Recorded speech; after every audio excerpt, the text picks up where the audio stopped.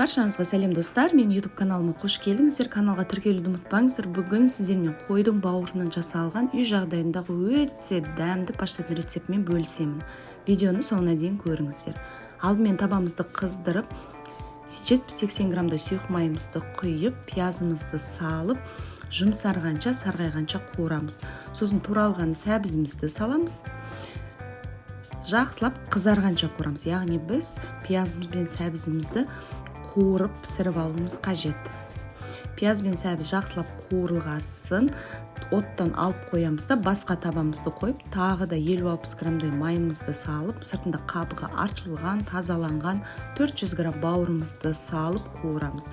Және де бауырды қуырған кезде 60-70 граммдай сары майымызды салып жібереміз. Бізде паштет майды өте жақсы көреді, сондықтан артық болмайды.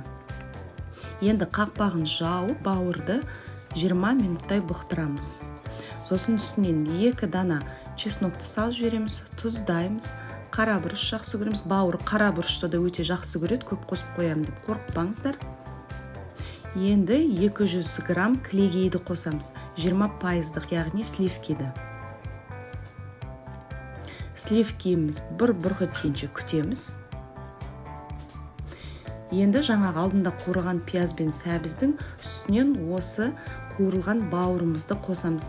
Екі қуырмашымызды бір-біріне қосамыз да, сосын барып қана үстінен тағы да 200 грамм сүт қосамыз. Сүтте 2,5%, 3,2% кез келгені бола береді. Татымына қарай тұздайсыздар, тағы да қосымша қаласаңыз қара бұрыш қосып жібересіздер, және де тағы да бір бұрқ еткізгенше күтесіздер. Сосын блендерді алып, асықпай ұзағынан өте майда болғанша блендерлап шығасыздар. Біздің паштетіміз дайын, суығанша күтеміз. Және де бұл паштетті кішкене банкілерге салып, холодильникте 2 аптадай сақтасаңыз болады. Ыстықтай банкіге салып, қақпағын жауып қоймаңыздар, себебі тұншығып қалады. Паштет өте дәмді, қою болып шығады. Міндетті түрде жасап көріңіздер.